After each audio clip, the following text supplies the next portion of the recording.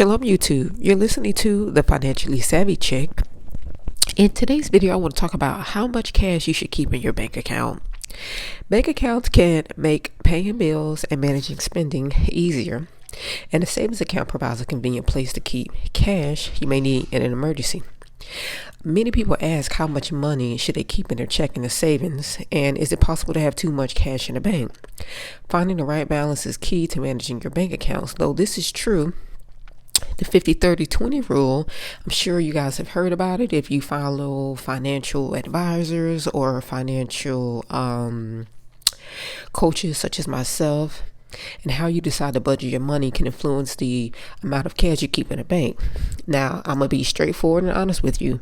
With no interest payments, there's honestly no reason to keep it in the bank. Having said that, the 50-30-20 rule is a popular method for budgeting by percentages. The budget rule advocates allocating money into three categories: 50% for your needs, 30% for your wants, and 20% for savings and debt repayment.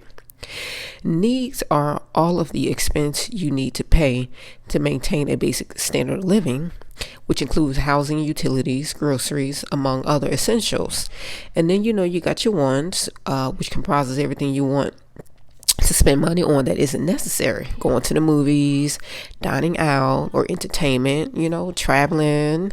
The final category covers money direct to savings accounts or debt repayment. Therefore, using the 50-30-20 budget method, the 20% allocates to savings could go to a bank account, and you might use this money to build an emergency fund in a high yield savings account, which you cannot find it right now, even in 2023. You can find them, but it's not going to be great. Pretty soon you're going to be paying interest to save money. Yeah. So the article goes on to say, how much cash can you keep in the bank? Banks and credit unions impose limits on the amount of money you can keep in a checking, savings, money market, or CD. And the limits are imposed per the amount as an aggregate across all your accounts. For example, you might be capped at $1 million for a single deposit account and $3 million across all of your accounts. Depending on your bank, the limits may be higher, lower, or non-existent. If you're unsure whether your bank limits how much cash you can keep in your account, this should be spelled out on your bank's website or the customer agreement, which they do give you this when you initially open the account. You can also call the bank to ask whether any limits on deposits exist. So how much should you keep in your checking? Checking accounts allow you to pay your bills electronically or by writing a check.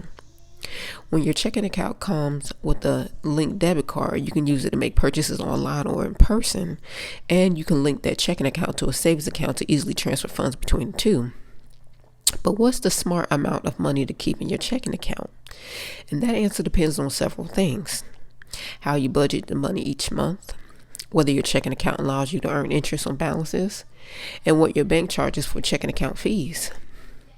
My bank, I am with the Bank of America. Now, my account is free on the grounds that I receive direct deposit for X amount of dollars monthly. I used to have a money market account, but I closed that because there was no interest that I was receiving. So let's consider the budget angle. Okay, say you budget by paycheck and you're paid bi-weekly. To ensure your bills are paid, you need to keep at least half of your month's worth expenses in your checking account to cover yourself and then to the next payday. If you want to create a wider buffet, you can increase that full month's worth of expenses to even 2 months. Now, it's always wise, they say, to keep 3 months of savings in your account. I think you should try to aim for a year. This is my personal opinion. I'm not a financial advisor. I'm not telling you what to do. I'm just going to tell you what I would do. In some areas, the decision to keep more cash in a checking is all about avoiding a fee. At traditional banks, for instance, it's common to pay a monthly maintenance fee for a checking account, but you are able sometimes to avoid this by maintaining a minimum balance in a checking or minimum combined balance across all your bank accounts. For example, I had a Bank of America credit card, checking account, and savings. As long as I kept a minimum balance of, say, 10 grand, I didn't have to pay a fee for my checking account. But that was way back when. Those rules no longer apply right now. It also makes sense to keep a buffer in a checking account if you're worried about incurring overdraft fees. Overdraft fees are triggered when your balance dips into the negative. So keeping an extra $500 to $1,000 in checking account on top of the amount normally keeping your account will give you a good cushion against overdraft fees. How much should you keep in savings? Saving accounts are typically designed to hold money you don't plan to spend right away. And it could be money needed for a short-term goal, such as planning for a vacation, or a long-term financial goal like buying a house.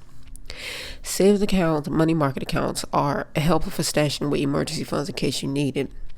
If you open a savings account for a specific goal, like a vacation, a wedding, purchasing your child's first vehicle when they graduate high school, you want to determine whatever that amount is.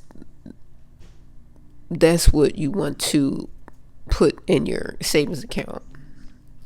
So, for example, you may need to save $3,000 for a trip, $10,000 for a new car, $20,000 for a wedding. Setting a budget for each savings can help you decide how much to save. Then you can open multiple savings accounts for each goal if your bank allows it. A single savings account lets you create sub-accounts. You can then divide your savings budget to fund each sub-account at a pace that works for you. Now, I've done this years ago when my daughter was very small. I had multiple accounts because I had one account saving for her college fund. I had another account saving for her car. I had another account saving for things for me to purchase or do for myself. I had an account for vacation. Like, I had multiple accounts. But once you actually, if you take a ledger and actually just write down your goals and the amount, you actually don't need multiple savings accounts to do that. You can lump sum it all in one. Just keep track of how much was allocated towards each goal. Sounds pretty simple. But with no interest payments, is really no reason to keep it in the bank. That's just where I'm at. If you're comfortable keeping your savings and things in there, again, it's good to keep a certain amount in there to cover your bills for a couple of months. What happens if the banks close their doors for a month or two? Will you be able to manage? These are questions you just have to ask yourself. Please hit the thumbs up if you like this video and subscribe to our channel. We try to do uploads every week. I really, really am grateful for the opportunity to have this YouTube channel. It's pretty cool. And it's fun, And don't forget to check out our website, thefinanciallysavvychick.com, and visit our blog section. Until next time, shalom.